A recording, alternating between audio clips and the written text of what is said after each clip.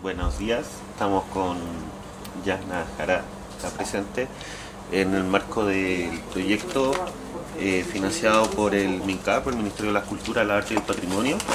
Este proyecto de memoria, comunidades rurales y dictadura, em, más que nada como para hacer una introducción acá a la entrevista a la que accedió Yasna.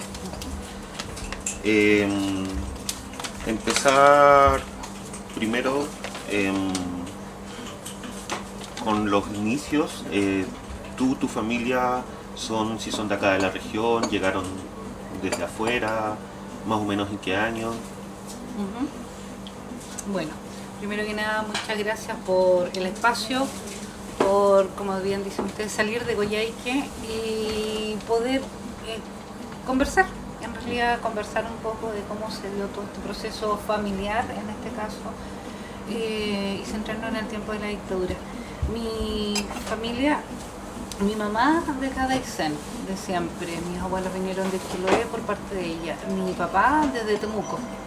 Él nació en Temuco y después llegó a Cadaicén, él fue profesor normalista, con todo lo que eso implica de, primero que nada, mucho sacrificio para en esos años salir de la región a estudiar afuera, que en este caso fue en Ancud, y después volver con todas las ganas de lo aprendido, entregárselo a las generaciones nuevas.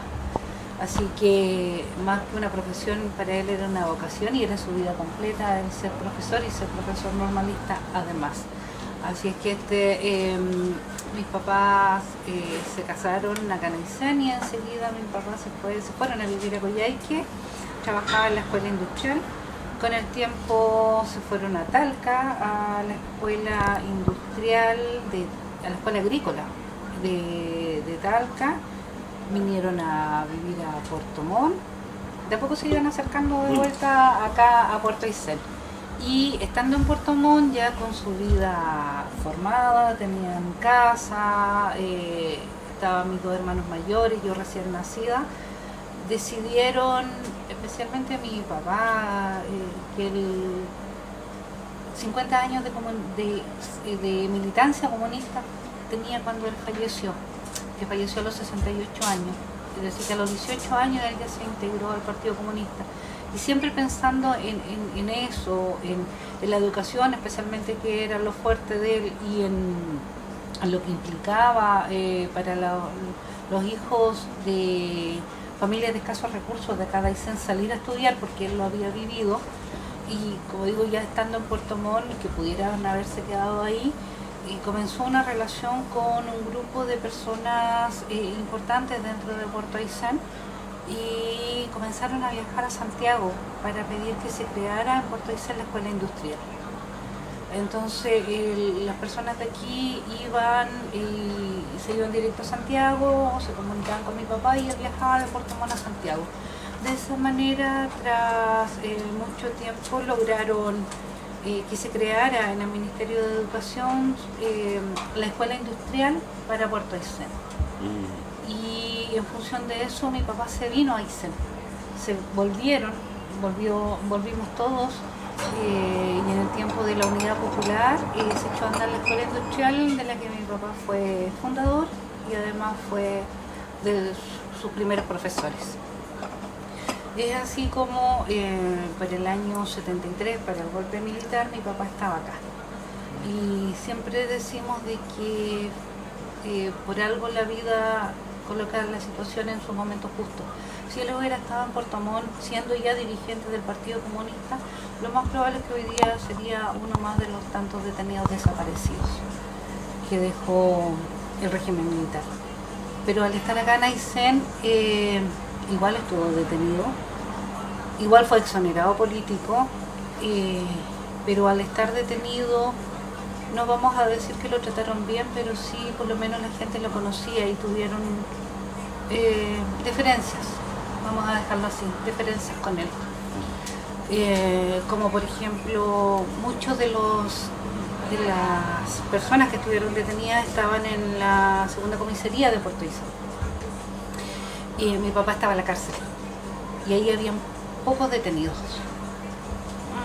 poco en relación a la comisaría en realidad. Yana, y disculpa que te interrumpa, ¿eso fue los primeros días de que tomaron detenido a tu padre? ¿Fueron los primeros días del régimen o pasó un tiempo? Por lo que entiendo y por lo que pudimos ir conociendo después, porque mi papá tuvo la precaución de a nosotros como familia, a mi mamá y a nosotros como sus 3 hijos que éramos, nunca nos contó lo que a él le ocurrió, porque pensamos de que no por negarse él, sino que fue por protegernos a nosotros.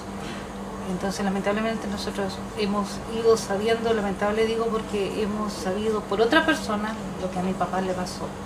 Y sé que en eso él salió, lo llamaron en estos primeros bandos donde llamaban a la gente a presentarse después del 11 de septiembre, y él no se presentó enseguida y se fue aquí cerca a un campo por ahí con alguien conocido donde estuvo.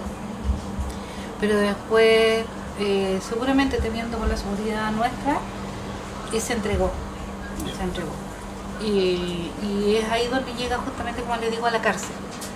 En la celda donde él estaba habían 11 personas.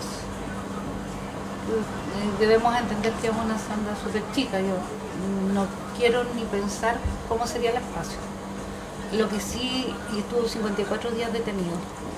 Y de esos 54 días, mi mamá, los 54 días, a las 12 del día, estaba con su vianda de comida fresca y su pan fresco todos los días a esa hora a dejarle la comida. Y de esa vianda comían las 11 personas que estaban en esa celda. Situaciones porque no llegaban las demás familias. No somos nadie para criticar, pero puede haber sido por temor, por miedo que los dejaran a ellos igual. Pero sí sabemos que mi mamá estuvo los 54 días con su vianda a las 12 del día y que de esa vianda comían 11 personas. Con el tiempo, con los años, me tocó encontrar a una persona que mi papá siempre hablaba de él con mucho cariño, un caballero, un camionero. Y me dice, yo viajaba, que estaba estudiando y llevaba algo que mi mamá me había dado típico para el viaje. Y le digo, ya compartamos, ya ni me acuerdo, calzones rotos, no sé qué. Y le digo, porque mi mamá cocina bien. Sí, me dice, yo sé que tu mamá cocina muy bien, porque me tocó comer de la vianda que ella llevaba a tu papá. Entonces son cosas que van a uno marcándolo, y así que tanto mi mamá como mi papá marcaron a muchas personas en ese tiempo. Así que de esa manera, bueno, para el año 73 yo tenía 5 años, memoria mucha no tengo, lo que sí puedo recordar es como entre sueños haber escuchado cuando entraban a la casa con golpes, con armas, gritos, gritando a mi mamá, y cuando hacían estos famosos operativos para ir a buscar a mi papá, que después de los 54 días lo soltaron y después lo volvieron a detener. Y era todo un tema de llenar la cuadra completa con camiones militares. ¿Tenían como vigilancia? Sí, permanente. Y Yana, disculpa que retroceda un poco. ¿Ustedes cómo se enteran? ¿Tu papá sabía que venía un golpe? ¿Ustedes se enteran por la radio? ¿Tu papá...? Yo supongo que por la radio, porque Puerto Aysén en ese tiempo estaba, si ahora estamos incomunicados y alejados del mundo, en ese tiempo era peor todavía. Claro. Así que yo entiendo, no habían teléfonos, tiene que haber sido por la radio. Como digo, cuando llegó el momento de conversar con mi papá respecto a esto, y que nosotros ya éramos grandes, él ya estaba complicado de salud. Así que nos dedicamos a esos últimos meses de vida que le quedaron, a acercarnos a nosotros como familia y con las cosas los recuerdos que nosotros teníamos, pero los recuerdos lindos. O sea, esto pasó. Decidimos mejor ocupar el tiempo, el poco tiempo que a él le quedaba, en cosas que nos iban a quedar a nosotros como familia. ¿Y la vigilancia duró mucho tiempo? Mientras duró la dictadura, los 17 años. Es que siempre mi papá fue dirigente reconocido del Partido Comunista, y eso fue lo que justamente le significó ser exonerado después. Que eso también tiene su su historia, que fue un 23 de diciembre, lo recuerdo bien porque fue antes de Navidad, en que llega a la hora de almuerzo y nos dice que lo habían llamado en ese momento desde la alcaldía, que la educación ya estaba municipalizada. Entonces la alcaldesa designada del momento a las 11 de la mañana lo llamó y le dijo que tenía hasta las 3 de la tarde para renunciar públicamente a su partido político y a todos los cargos gremiales que tenía.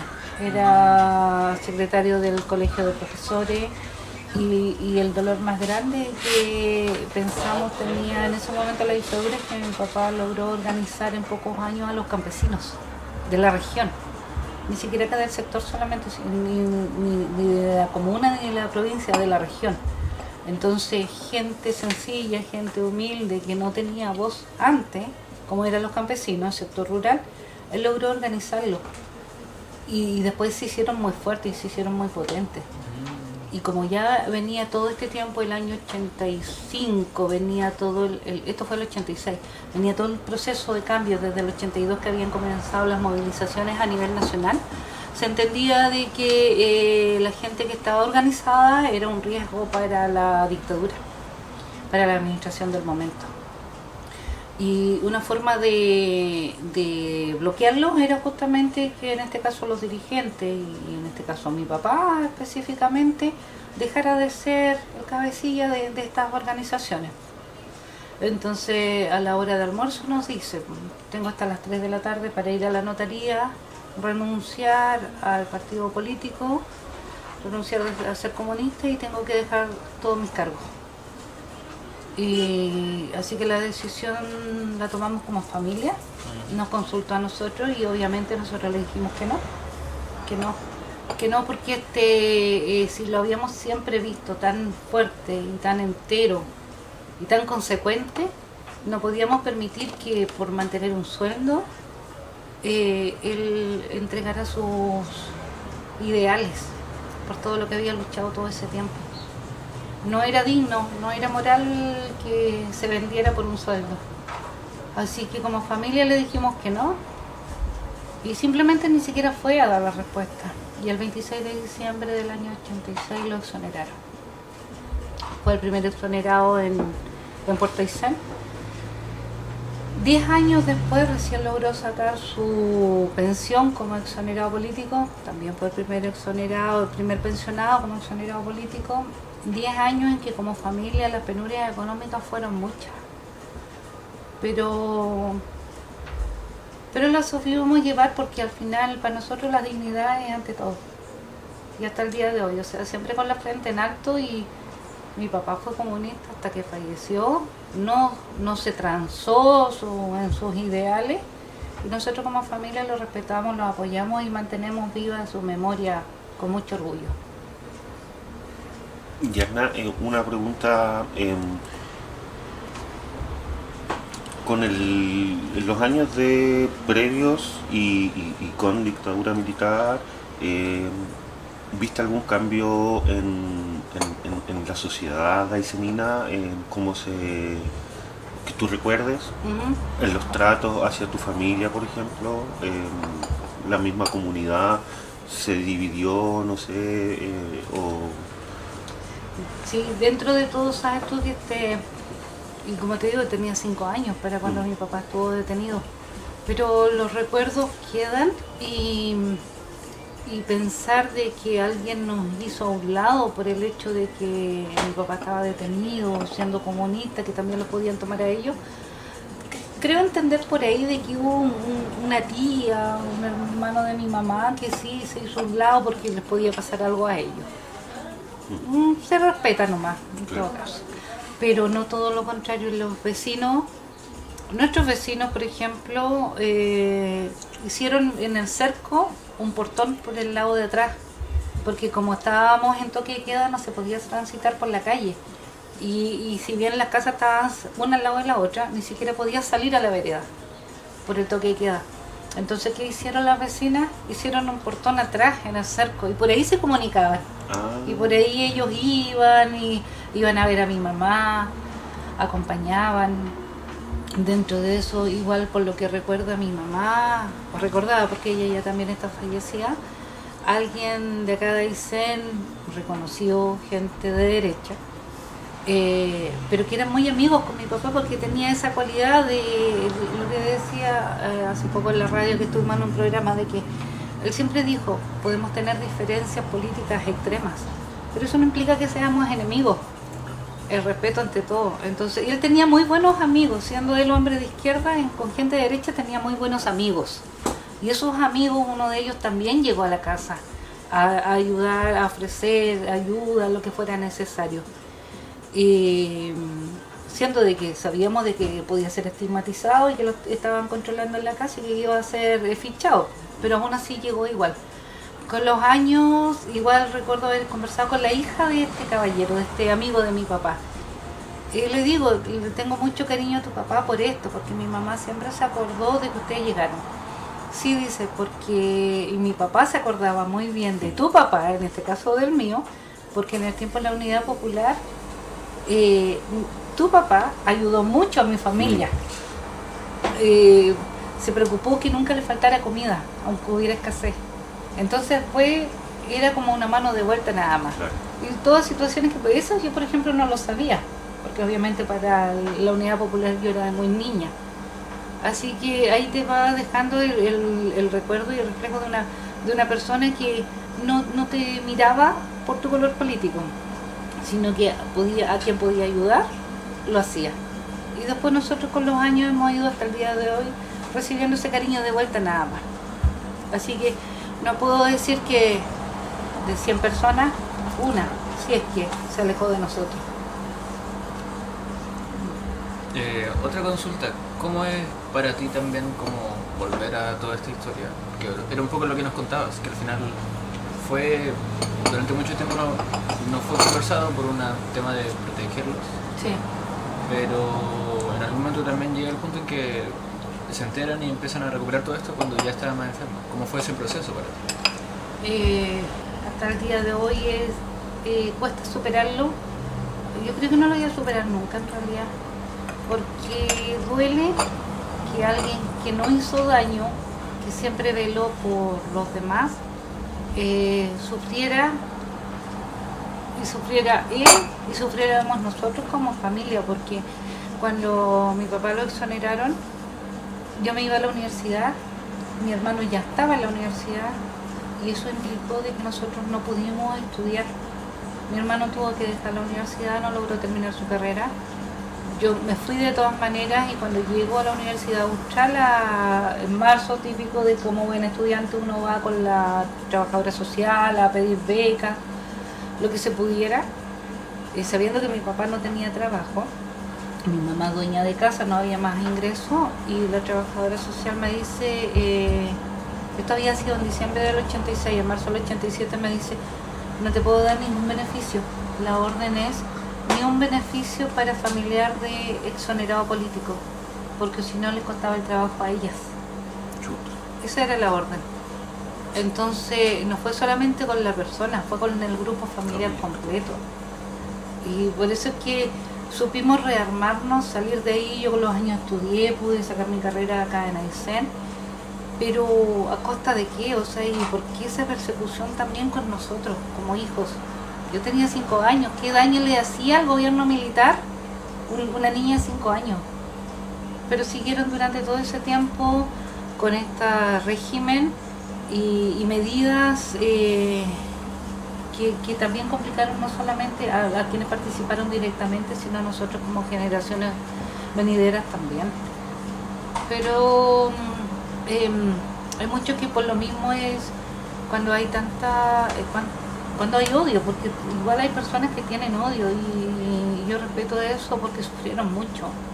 En el caso nuestro no, como digo, mis dos papás, mi mamá igual tuvo muy buena parte en esto, es que no podíamos echarle la culpa a los demás. Nosotros no podíamos depender de los demás, teníamos que salir adelante por nuestras capacidades. Y eso es lo que hemos logrado. Así que no, nada, o sea, ha sido doloroso. Como digo, lo único que yo espero es estar viva para en 30 años más poder leer el relato de mi papá en la Comisión Valech. Porque como el presidente Lagos en su momento transó la Comisión Valech, en que hubo reconocidos, pero no podía hacerse público hasta el día de hoy los relatos, y eso es porque implicaba de que si ahora se hacen públicos, hay muchos militares que todavía están vivos, muchos violadores a los derechos humanos, entonces todavía se les puede seguir causa. En 50 años más, ¿quién de ellos va a estar vivo? Se va a poder decir fueron ellos, pero más que eso no. Bueno, quedará el peso para la memoria en sus familias nomás. Pero no, lo que yo quiero es saber qué fue lo que vivió mi papá, porque como digo, tuvo la precaución siempre de no contarnos nada. Y yo insisto, creo que fue por un tema de resguardo psicológico para nosotros. Porque si ya nos duele enfrentar lo poco que sabemos, ¿qué más será para los que sí, los hijos que sí, sus padres y sus madres le han contado todas las vejaciones que les hicieron en su momento? Así que Y otra vamos a consulta esperar nomás. y otra consulta que quería hacer es cómo también esta historia, que si bien podría ser parte de atrás, también es hacia adelante. Y por consiguiente, ¿cómo configura también tu presente? ¿Qué te motiva? ¿Cómo lo tomas también? Porque al final hay distintas formas de enfrentarlo y la pregunta es ¿cuál es la tuya? Sí. En lo personal, seguir adelante y tratando de participar lo más activamente posible dentro de lo que se me permite, de lo que yo puedo y mis capacidades en el tema de derechos humanos. Hace unos años atrás organizamos acá en Puerto Aysén la agrupación Valech, de la que me tocó ser presidenta durante 2 periodos, que era agrupación de los detenidos, de los exprisioneros políticos y sus familiares, para que nosotros como hijos también, hijos, nietos, pudiéramos integrarnos. Hicimos un trabajo bastante arduo con todos ellos, que igual fue bueno en el sentido que yo creo que a todos nos ayudó para sanarnos un poco en el alma. Hace poco alguien le contaba hace unos días atrás de que cuando nos juntamos la primera vez como Comisión Valech, como agrupación Valech acá en Puerto Aysén, personas de edad, tú los veías y ellos siempre con la vista baja, con mucho temor y con recelo de quien estaba sentado al lado. Como estaba adelante presidiendo las reuniones, me daba cuenta de que ellos así como sobre todo mucho temor y desconfianza. Y de a poco empezamos a conversar con ellos, la directiva, a hacer reuniones con otras personas, y era, no, es que ustedes no tuvieron la culpa, es que ustedes estuvieron en un momento en que los identificaron con una administración, en este caso la Unidad Popular, en que lo único que esperaban era una sociedad más justa para todos. Y ese fue como su karma y fue el dolor para los que, en este caso los militares o los empresarios, quienes querían dirigir el país, de que los obreros no podían estar al mismo nivel que los demás, que los que sí tenían los recursos. Entonces la culpa no fue de ellos.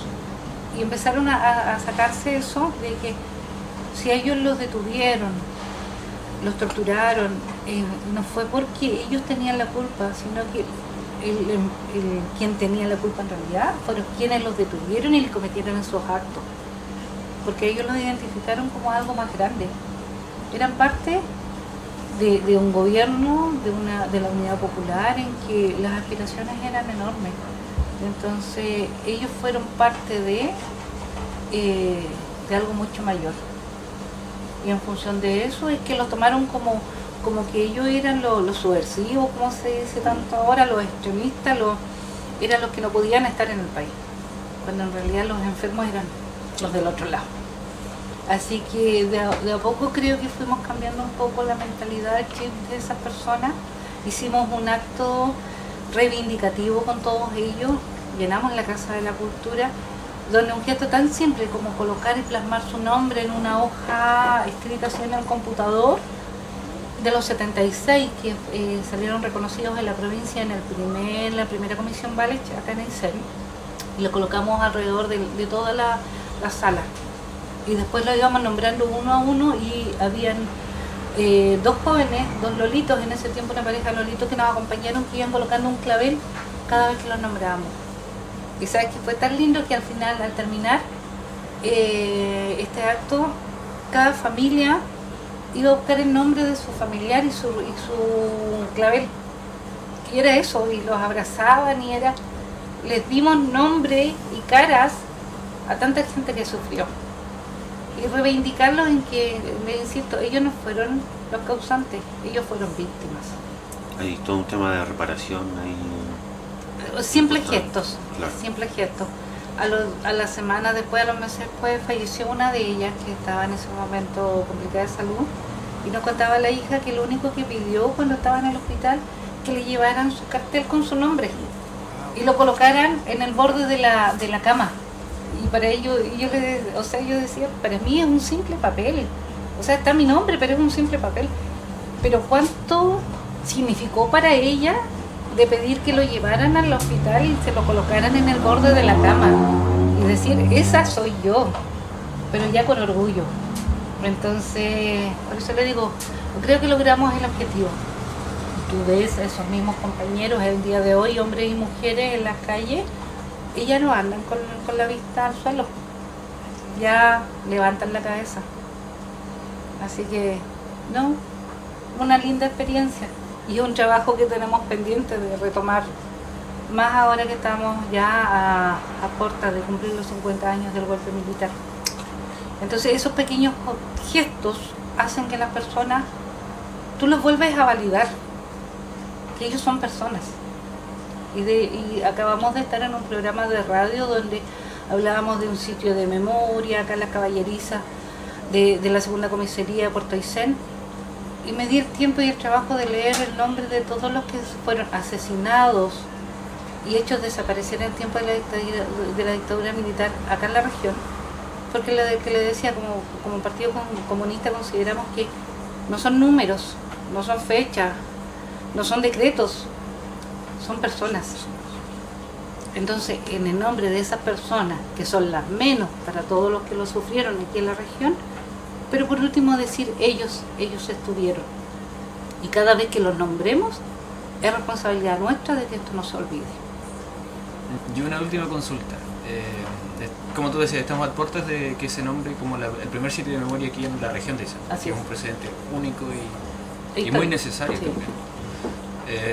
¿Qué significancia tiene para ti este nombramiento que es próximo y cómo también lo has abordado?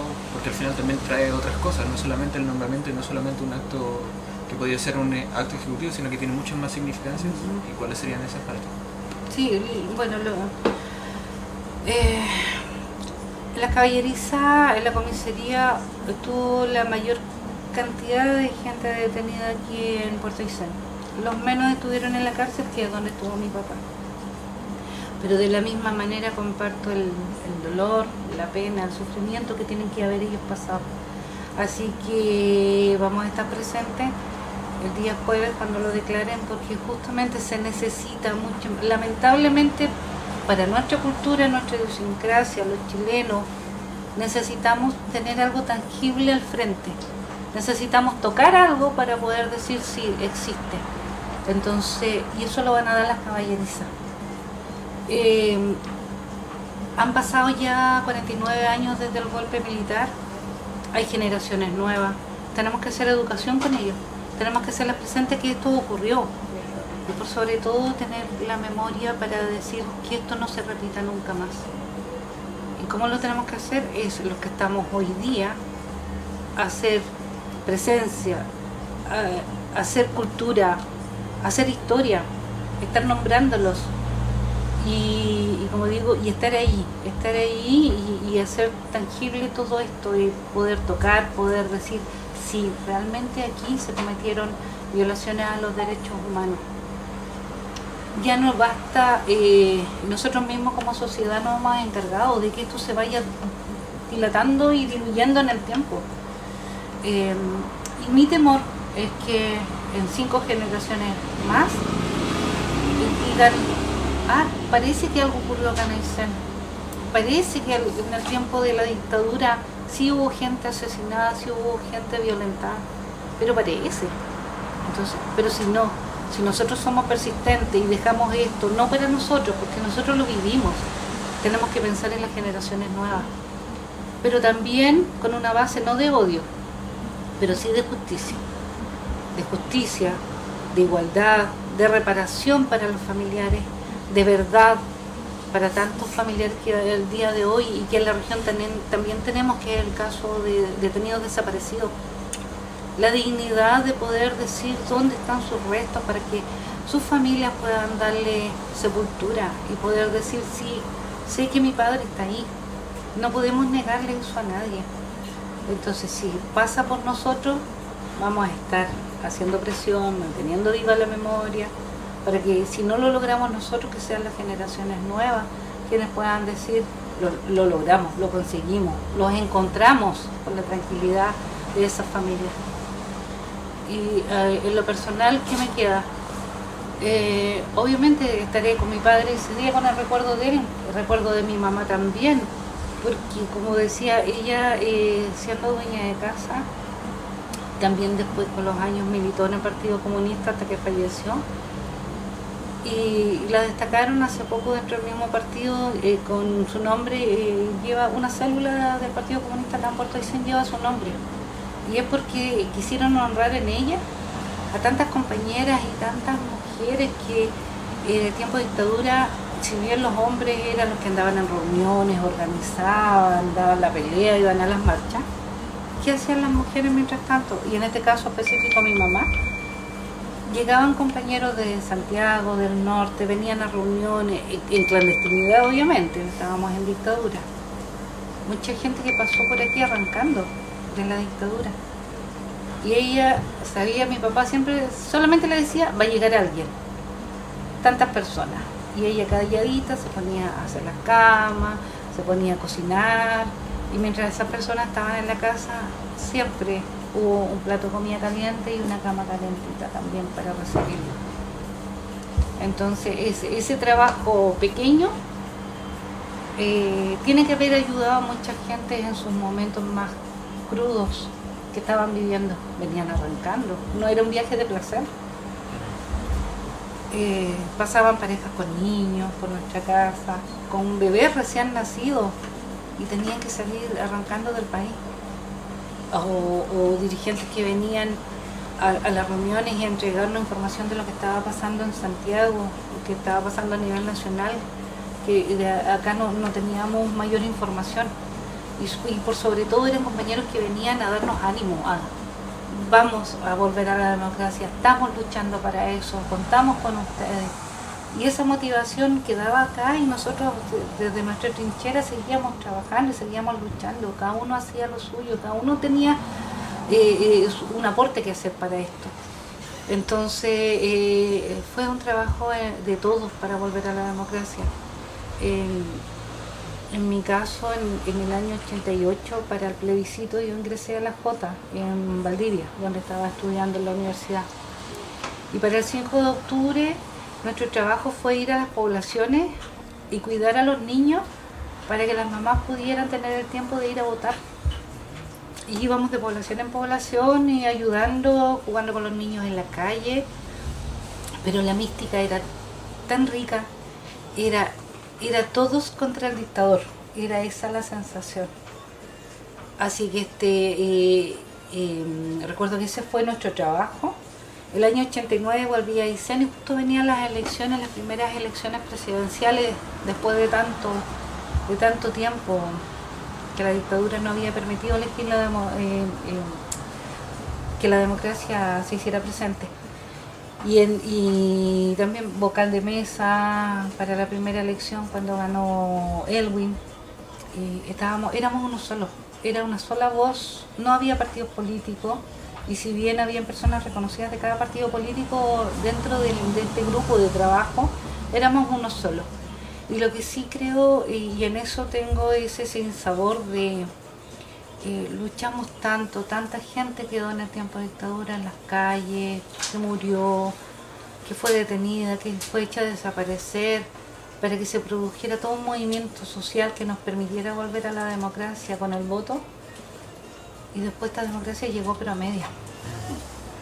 Y esa sensación que hasta el día de hoy está, en que pasaron 20 años con la Concertación, se podían haber hecho tantas cosas en función de los derechos humanos, partiendo por reintegrar educación cívica en los colegios, que hasta el día de hoy no se ha hecho, y eso es algo esencial para poder la juventud tener una herramienta de poder decidir.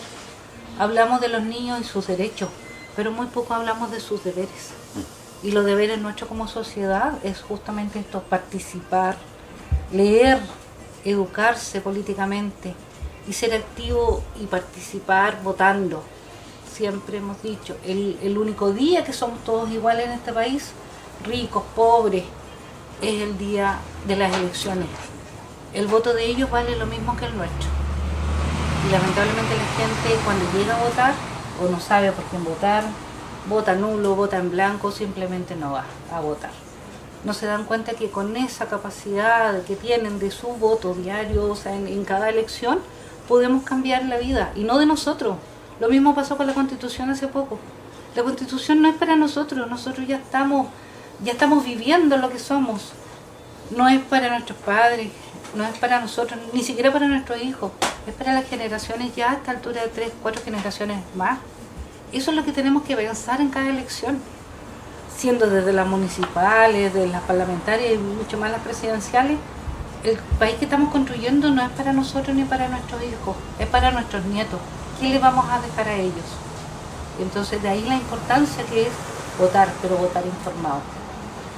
Hago la relación de que es un gusto cuando uno escucha en el tiempo de la Unidad Popular las grabaciones que hay, los obreros, el discurso que te tenían, cómo estaban preparados, estaban organizados en sindicatos y entendían muy bien el tema de la política. No era un temor participar. ¿Cuánto daño nos hizo la dictadura? Que hizo que la gente se fuera para adentro, que no quiera participar. Y esto del individualismo. Si yo estoy bien, no me importan los demás. Entonces, no, insisto, está en nosotros, las generaciones nuevas, entre comillas, está en nosotros seguir manteniendo vivo la memoria, los derechos humanos y el nunca más. Yo te quiero agradecer, Yasna, por este gran testimonio que acabas de dar. Desde Trinchera, con los últimos proyectos que se han dado, se trata de buscar un poco la memoria regional, y creo que tu relato es demasiado valioso y llama, creo, a la reparación también de muchas personas que aún no tienen familias enteras que todavía como sociedad, como Estado, se les debe eternamente. Te quiero dar las gracias desde Trinchera, y no sé si quieres, si Joaquín quiere decir algo, y si tú también quieres decir algo más para ir finalizando. Sí, nada más, Joaquín. No. Agradecer el espacio, felicitarlos por la iniciativa que tienen.